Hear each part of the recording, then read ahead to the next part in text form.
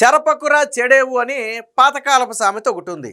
ఆ సామెత ఇప్పుడు జగన్మోహన్ రెడ్డికి సరిగ్గా సరిపోతుంది. ఎందుకంటే గత కొద్ది రోజులుగా ఎప్పుడో 6 నెలల క్రితమే పోస్టింగ్ ఇచ్చినటువంటి ఆ డిఎస్సికి సంబంధించి క్రీడా కోట, ప్రధానంగా క్రీడా కోటాలో అవకతవకలు జరిగాయి.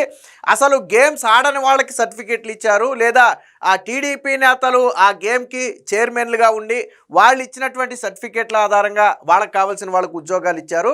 దుర్గయ్య అనే వ్యక్తి జాతీయ క్రీడల్లో మెడలు కొడితే ఎందుకు ఉద్యోగం ఇవ్వలేదని జగన్ ప్రెస్ మీట్ పెట్టి మాట్లాడాడు. సరే, ఎప్పుడైతే జగన్ ఈ క్రీడా కోటా మీద తీగలాగుతున్నాడో దీని మీద కూటమి ప్రభుత్వం కూడా అలర్ట్ అయింది. కూటమి ప్రభుత్వం ఏం చేసిందంటే, సరే జగన్ క్రీడల మీద ఇన్ని మాట్లాడుతున్నాడు కదా, జగన్మోహన్ రెడ్డి హయాంలో గ్రామ వార్డు సచివాలయాలకు సంబంధించి ఎగ్జామ్స్ నిర్వహించారు, అందులో కూడా క్రీడా కోటాలో పోస్టులు ఇచ్చారు కదా, అసలు ఎలాంటి క్రీడలకు పోస్టులు ఇచ్చారు, ఎలాంటి సర్టిఫికేట్లకు పోస్టులు ఇచ్చారో ఒకసారి పరిశీలిద్దామని చెప్పి శాప్ని చెబితే శాప్ దాన్ని బయటికి తీసే ప్రయత్నం చేసింది. అప్పుడు ఎవరు, బైరెడ్డి సిద్ధార్థ రెడ్డి వాళ్ళు శాప్ చైర్మన్లుగా ఉన్నటువంటి సమయం. అది బయటికి తీస్తే విస్తుపోయే నిజాలు బయటపడ్డాయి. ఏంటో తెలుసా, ఇప్పుడు జగన్మోహన్ రెడ్డి చేస్తున్నటువంటి విమర్శలన్నిటికీ కూడా మూలం ఎక్కడుందంటే అక్కడే ఉంది. ఇప్పుడంటే రాష్ట్ర, జాతీయ లేదా అంతర్జాతీయ స్థాయిలో క్రీడలు ఆడిన వాళ్లకు పథకాలు ఇచ్చారు, అదే పథకాలు ఉన్న వాళ్ళకి లేదా పాల్గొన్న వారికి పోస్టులు ఇచ్చారు ప్రయారిటీ ఆర్డర్లో. కానీ జగన్ ఏం చేశాడో తెలుసా, అంతర్జిల్లాలు అలాగే స్కూళ్ళు స్థాయిలో, పాఠశాల స్థాయిలో ఆడిన క్రీడలకు కూడా గ్రామ వార్డు సచివాలయాల్లో పోస్టులు ఇచ్చాడు. ఇది నేను చెప్తున్న మాట కాదు, అసలు ఏం జరిగిందో చూద్దామని. వాస్తవానికి కుట్టలు కుట్టలుగా పడున్నాయంట అప్పట్లో సేకరించినటువంటి స్పోర్ట్స్ సర్టిఫికేట్లు అన్నీ. సరే, అన్నీ మనం పరిశీలించలేములే, ఒక 3 జిల్లాలు పరిశీలిద్దామని అతి కష్టం మీద శాప్ అధికారులు బయటికి తీస్తే వాళ్ళకు మెట్లెక్కిపోయిందంట. ఎందుకని మెట్లెక్కిందో తెలుసా, పాఠశాల స్థాయిలో ఆడినటువంటి పాఠశాలల్లో తెలుసు కదా, ఆగస్టు 15కి, జనవరి 26కి లేదా జోనల్స్కి మనం గేమ్స్ పెట్టుకుని స్కూల్లోనే ఒక సర్టిఫికేట్ ఇస్తారు, లేదా జోనల్ అంటే 5-6 స్కూళ్ళకు కలిపి ఒక జోనల్ లాగా నిర్వహించుకుంటారు, వాటిల్లో సర్టిఫికేట్లు ఇస్తారు. లేదా జిల్లా స్థాయిలో పార్టిసిపేషన్ అంటే రాష్ట్ర స్థాయి కూడా కాదు అది, సో ఆ స్థాయిలో కూడా కొన్ని సర్టిఫికేట్లు ఇస్తారు. ఆ సర్టిఫికేట్ ఉన్న వాళ్ళకి కూడా గ్రామ వార్డు సచివాలయ పోస్టులు వచ్చాయి. ఆ నిజం చూసి అధికారులే షాక్ తిన్నారు. ఆ విషయాన్ని స్వయంగా మీడియా వేదికగా వాళ్ళే బయట పెట్టారు. జగన్మోహన్ రెడ్డి హయాంలో అసలు స్పోర్ట్స్ కోటాలో ఎవరికి పోస్టులు ఇచ్చారో తెలుసా అని చెప్పి 3 జిల్లాల ఫలితాలను పరిశీలిస్తే మేమే షాక్ తిన్నాం. అసలు అలాంటి వాళ్లకు పోస్టులు ఇచ్చారు అంటే ఆనాడు జరిగింది పూర్తిగా స్కాము, అవినీతి. క్రీడా కోటా పోస్టులు జగన్ అమ్మేసుకున్నాడు. రాష్ట్ర, జాతీయ స్థాయిలో క్రీడలు ఆడిన వాళ్ళు జగన్మోహన్ రెడ్డి ఎగ్జామ్ పెట్టినప్పుడు లేరా? జగన్మోహన్ రెడ్డి ఎగ్జామ్ పెట్టినప్పుడు ఉన్నారు కదా రాష్ట్ర, జాతీయ స్థాయిలో క్రీడలు ఆడిన వాళ్ళు. మరి ఎందుకు పాఠశాల స్థాయిలో, అంతర్జిల్లాల స్థాయిలో క్రీడలు ఆడిన వాళ్ళకి జగన్మోహన్ రెడ్డి పోస్టులు ఇచ్చాడు? ఒక రకంగా మాట్లాడితే ఇప్పుడు దీని మీద ఎంక్వైరీ చేయాలి అవసరమైతే. నేను కూటమి ప్రభుత్వం ఖచ్చితంగా తప్పు ఎక్కడ జరిగినా తప్పే. కూటమి ప్రభుత్వం గతంలో జగన్మోహన్ రెడ్డి హయాంలో ఇచ్చినటువంటి దొంగ సర్టిఫికేట్లతో ఇచ్చినటువంటి పోస్టుల మీద విచారణ జరగాలి. ఆ రోజు ఈ దొంగ సర్టిఫికేట్లతో జగన్ పోస్టులు ఇవ్వటం వల్ల ఎంతమంది నష్టపోయారు? ఇప్పటి వరకు కూటమి ప్రభుత్వం మీద నిందలు నెట్టితే జగన్మోహన్ రెడ్డి అసలు బ్రతుకు ఇప్పుడు బయటపడింది. ఇప్పుడు నోరు మెదపడు జగన్మోహన్ రెడ్డి, ఇక నోరు మెదపడు. నీ హయాంలో వీళ్ళకి పోస్టులు ఇచ్చావు కదయా ఏంటి అని చెప్పి ఆ రికార్డ్స్ అన్ని బయట పెడితే జగన్ నోరు మెదపడు, వైసీపీ నోరు మెదపడు. దానికి సంబంధించినటువంటి ఒక పోస్ట్ కూడా వచ్చింది, ఒకసారి చూద్దాం. గ్రామీణ క్రీడల్లో పాల్గొన్న వారికి గత ప్రభుత్వంలో ఉద్యోగాలు, పాఠశాల, అంతర్ కళాశాల పోటీల్లో పాల్గొన్న వారికి సచివాలయాల్లో కొలువులు, మాన్యువల్ ఎంపికలో పారదర్శకతకు పాత్ర. అంటే గత ప్రభుత్వ హయాంలో ఇలా ఆన్లైన్ సిస్టమ్ లేదు. నువ్వు ఆన్లైన్లో సర్టిఫికేట్ అప్లై చేసుకుని ఆ అప్లై చేసిన సర్టిఫికేట్ని వెరిఫికేషన్కి తీసుకెళ్ళడం అనే సిస్టమ్ లేదు. డైరెక్ట్గా నువ్వు ఎవరైతే స్పోర్ట్స్ కోటాకి అప్లై చేశారో వాళ్ళకు ఫోన్ కాల్, మెసేజ్ వస్తుంది. వాళ్ళు స్పోర్ట్స్ సర్టిఫికేట్ పట్టుకుని డైరెక్ట్గా వాళ్ళ దగ్గరికి వెళ్ళిపోయి చూపించుకోవటం, వాళ్ళకి నచ్చిన వాళ్ళకి ఇచ్చాడు మాన్యువల్ ఎంపిక. కానీ ఇప్పుడు జరిగింది ఆన్లైన్ ఎంపిక. కూటమి ప్రభుత్వ హయాంలో పూర్తి పారదర్శకతతో ఆన్లైన్ విధానంలో ఎంపిక జరిగింది. దానికి సంబంధించినటువంటి డేటా అంతా కూడా ఆన్లైన్లో పెట్టారు. జగన్మోహన్ రెడ్డి హయాంలో ఎగ్జామ్స్ కండక్ట్ చేసి స్పోర్ట్స్ కోటాలో పోస్టులు ఎలా ఇచ్చారు అంటే వాళ్ళకి, వీడికి మన ఎమ్మెల్యే సిఫారసు ఉందా, మన పార్టీకి చెందిన వాడేనా, మనకు అనుకూలంగా పనిచేశాడా, ఈ క్వాలిఫికేషన్ చూసి మాత్రమే పోస్టులు ఇచ్చి ఉంటారు అప్పట్లో. ఎందుకనంటే వీడు జాతీయ స్థాయిలో ఆడాడా, రాష్ట్ర స్థాయిలో ఏమైనా పథకం ఉందా, అంతర్జాతీయ స్థాయిలో ఏమైనా పాల్గొన్నాడా, ఎన్ని క్రీడల్లో ఉన్నాడు, ఇలాంటివి ఏవి కూడా సంబంధం లేకుండా గతంలో పోస్టులు ఇచ్చారు. అది జగన్మోహన్ రెడ్డి చరిత్ర. 3 జిల్లాల వివరాలు పరిశీలిస్తేనే విస్తుపోయే వాస్తవాలు వెలుగులోకి. అంతా చేసి ఇప్పుడు డిఎస్పీ అబండాల ఉన్నతాధికారులు అజయ్ జైన్ అలాగే కోనా శశిధర్ అయితే ప్రెస్ మీట్ లో మాట్లాడారు. వైకాపా హయాంలో గ్రామీణ ప్రాంతాల్లో మహిళా ఉత్సవాల్లో నిర్వహించినటువంటి క్రీడా పోటీల్లో పాల్గొన్న వారికి, పాఠశాల స్థాయి క్రీడల్లో ఆడిన వారికి కూడా గ్రామ వార్డు సచివాలయాల్లో క్రీడా కోటాలో ఉద్యోగాలు ఇచ్చారని క్రీడా యువజన శాఖ సర్వీసుల ప్రత్యేక ప్రధాన కార్యదర్శి అజయ్ జైన్ అలాగే పాఠశాల విద్యాశాఖ కార్యదర్శి కోనా శశిధర్ అయితే మాట్లాడారు.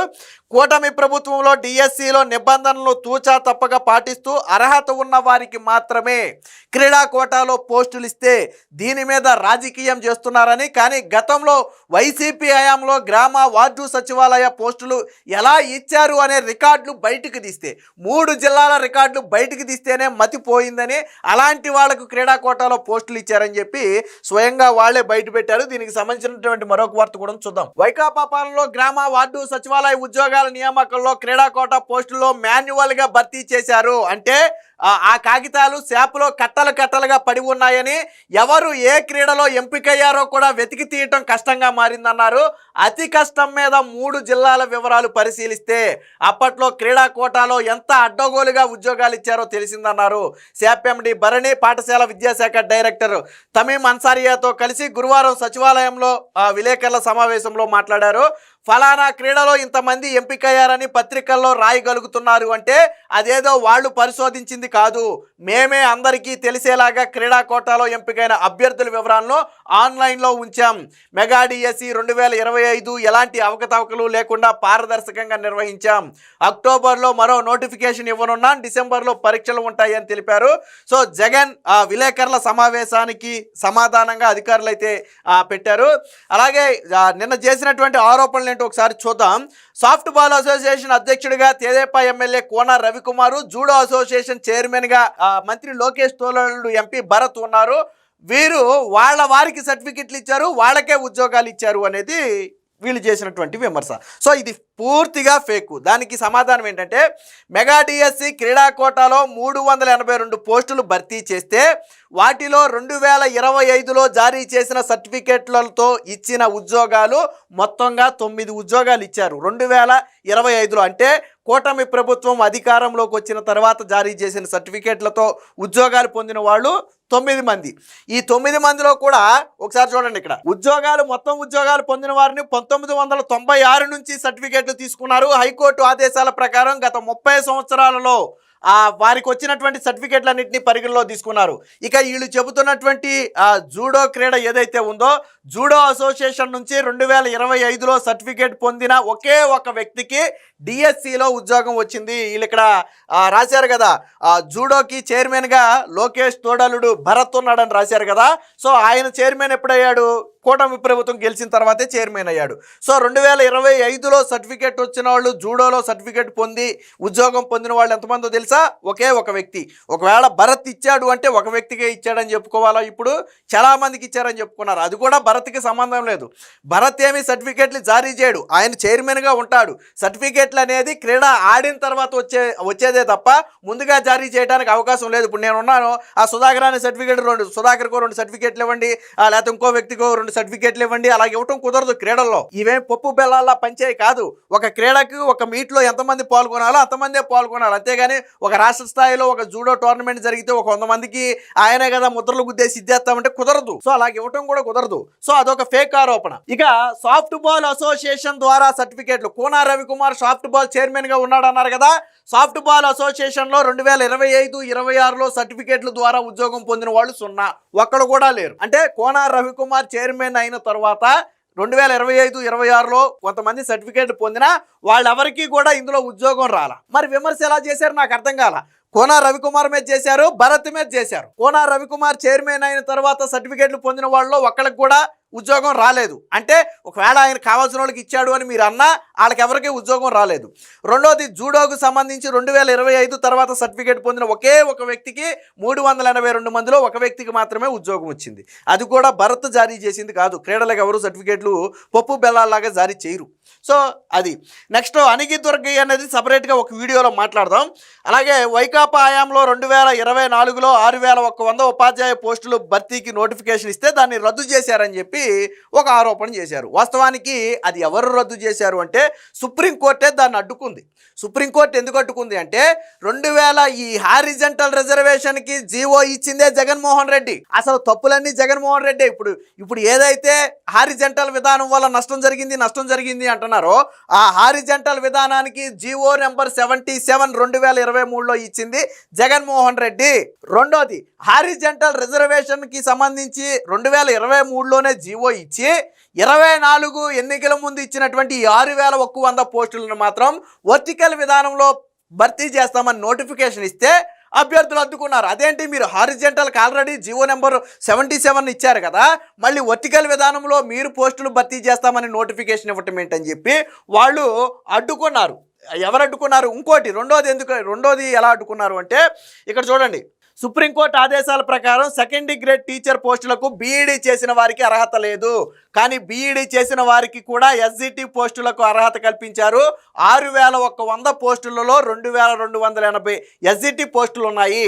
అలాగే 2023లోనే హారిజంటల్ రిజర్వేషన్ అమలుకు జీవో ఇచ్చిన పాత జీవో వర్టికల్ రిజర్వేషన్లోనే భర్తీ చేస్తామని నోటిఫికేషన్ ఇచ్చారు. దీంతో న్యాయస్థానాన్ని ఆశ్రయిస్తే కోర్టు స్టే ఇచ్చింది. అంటే విషయం ఏంటంటే బీఈడీ చేసిన వారు అలాగే డైట్ చేసిన వాళ్ళు ఈ ఎస్జిటి పోస్టులకు కేవలం డిఎడ్ చేసిన వాళ్ళు మాత్రమే చేసుకోవాలి. అలాగే స్కూల్ అసిస్టెంట్ పోస్టులకు బీఈడీ చేసిన వాళ్ళు మాత్రమే అప్లై చేసుకుని రాయాలి. అది ఆల్రెడీ సుప్రీంకోర్టు తీర్పు. కానీ దానికి విరుద్ధంగా ఈ ఎస్జిటి పోస్టుల్లోకి కూడా బీఎడ్ చేసిన వాళ్ళని అనుమతించడం వల్ల వాళ్ళు కోర్టుకు వెళ్ళారు. సో దాంతో సుప్రీంకోర్టు స్టే ఇచ్చింది తప్ప కూటమి ప్రభుత్వం అడ్డుకోలేదు. ఇకపోతే డిఎస్సి ప్రశ్నాపత్రాలు తయారు చేసిన ఎస్సీఈఆర్టీ డైరెక్టర్కే ఈ పరీక్షల నిర్వహణ బాధ్యతలు కూడా అప్పగించారు. దాంతోనే ఇక్కడ అక్రమాలకు బీజం పడింది అనేది ఒక ఆరోపణ. సో డిఎస్సి ప్రశ్నాపత్రాలు తయారు చేసే ఎస్సీఈఆర్టీ పరీక్షలు నిర్వహించే విభాగం రెండు వేరు.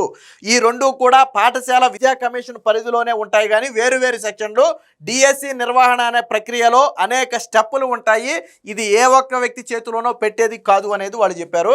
రహస్యంగా నిర్వహించాల్సినటువంటి డిఎస్సి వర్క్ను అవుట్సోర్సింగ్ ఉద్యోగి చేతిలో పెట్టారు. ఇక్కడ పనిచేసిన అవుట్సోర్సింగ్ ఉద్యోగి నవీన్ ఒక కేటగిరీలో టాపర్ గాను మరో కేటగిరీలో 6వ ర్యాంక్తో నిలిచాడు. ఇక్కడ నుంచి ఎంతమందికి లీక్ అయ్యాయో అనేది వాళ్ళు చేసినటువంటి ఆరోపణ. సో డిఎస్సి కోసం మొత్తం 42,000 ప్రశ్నలతో క్వశ్చన్ బ్యాంకు తయారు చేసి టీసీఎస్ ఆయాన్ సర్వర్లో దీన్ని భద్రపరిచారు.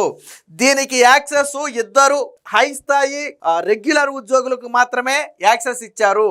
పైగా దీని పాస్వర్డ్ అనేది ప్రతిరోజు మారిపోతూ ఉంటుంది. ఏ రోజు కూడా స్టాండర్డ్ పాస్వర్డ్ అనేది ఉండదు. సో ఇది వాళ్ళు చెప్పింది. ఈ టీసీఎస్ సర్వర్ అనేది మనమే కాదు, కేంద్ర ప్రభుత్వం నిర్వహించే అనేక ఎగ్జామ్స్ కూడా. అలాగే 23 రాష్ట్రాలు ఈ టీసీఎస్ సర్వర్ను ఉపయోగించి ఆయా రాష్ట్రాల్లో ఎగ్జామ్స్ నిర్వహిస్తున్నాయి. సో అది కూడా వాళ్ళు చెప్పారు. ఇక నవీన్ అనే వ్యక్తికి సాంఘిక శాస్త్రంలో టాపర్గా నిలిచాడు. అలాగే తెలుగులో 6వ ర్యాంక్ వచ్చింది. బట్ సర్టిఫికేట్లు పరిశీలనకు హాజరు కాలేదంట. అలాంటప్పుడు ఆ వ్యక్తి ఎందుకు కోర్టుకు వెళ్ళాడు అన్నారు. ఇక్కడే జగన్మోహన్ రెడ్డి పప్పులో కాలేశాడు. ఇక్కడ నవీన్ అనే వ్యక్తి ఏమని చెప్పాడు, నవీన్ అనే వ్యక్తి మొదటగా ర్యాంక్ వచ్చిన మాట వాస్తవం, కానీ ఆ వ్యక్తి అక్కడ పని చేస్తున్నాడు కాబట్టి పని చేసేటప్పుడు ఎన్ఓసి తీసుకోవాలి. ఆ వ్యక్తి ఎన్ఓసి తీసుకోకుండా ఎగ్జామ్ రాస్తే ఎగ్జామ్ రాసేసి ఫలితాలు విడుదలైన తర్వాత ప్రభుత్వానికి ఆ వ్యక్తి ఎన్ఓసి తీసుకోలేదు అని తెలిసింది. ఎందుకని, ఆ వ్యక్తికి ర్యాంక్ వచ్చింది కాబట్టి. అదే ఆ వ్యక్తికి ర్యాంక్ రాకపోయి ఉంటే దీన్ని ఎవరు పెద్ద పట్టించుకునేవాళ్ళు కాదు. ఆ వ్యక్తికి ర్యాంక్ రావడంతో ఏం చేశాడు, ఆ వ్యక్తి ఫలితాలు రాగానే వెంటనే అక్కడ ఉన్నటువంటి జాబ్కి రిజైన్ చేసి వెళ్ళిపోయాడు. సరే, అయినా కానీ వీళ్ళు ఏం చేశారు, అతన్ని పిలిచారు. అంటే అందరినీ ఎలా అయితే కాల్ లెటర్స్ ఇచ్చి రమ్మన్నారో అతనికి కూడా కాల్ లెటర్ ఇచ్చి రమ్మన్నారు. కానీ అతడు సర్టిఫికేట్ వెరిఫికేషన్కి రాలేదు. ఎందుకు రాలేదు అనేది ఆ వ్యక్తికే తెలియాలి. సర్టిఫికేట్ వెరిఫికేషన్కి రానప్పుడు తర్వాత వ్యక్తికి పోస్ట్ వెళ్ళిపోయింది. ఆ వ్యక్తి ఏం చేశాడు, అప్పుడు హైకోర్టుకి వెళ్ళాడు. హైకోర్టుకి వెళ్తే ప్రభుత్వం తరపున వాదనలు వినిపించారు. ఏమని, ఈ వ్యక్తి ఎన్ఓసి తీసుకోకుండా ఎగ్జామ్ రాశాడు, మొదటి తప్పు. రెండోది, మేము సర్టిఫికేట్లు వెరిఫికేషన్కి రమ్మంటే రాలేదు.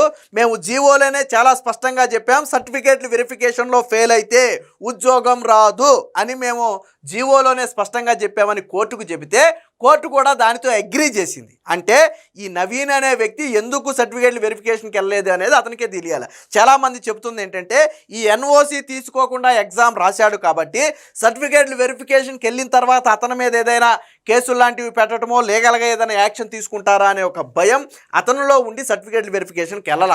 మరి ఆ తర్వాత ఉచిత సలహా ఎవడిచ్చాడు కానీ కోర్టుకి వెళ్ళమని, దాంతో కోర్టుకి వెళ్ళాడు. బట్ కోర్టు కూడా నవీన్కి ఏమి అనుకూలంగా చెప్పలేదు. ఇక ఒక పోస్టుకు ఒక అభ్యర్థిని పిలిస్తే ఉద్యోగం రావాలి కదా, కొందరు అభ్యర్థులు ధ్రువపత్రాలు పరిశీలనకు హాజరైన ఉద్యోగం రాలేదని చెప్పారు.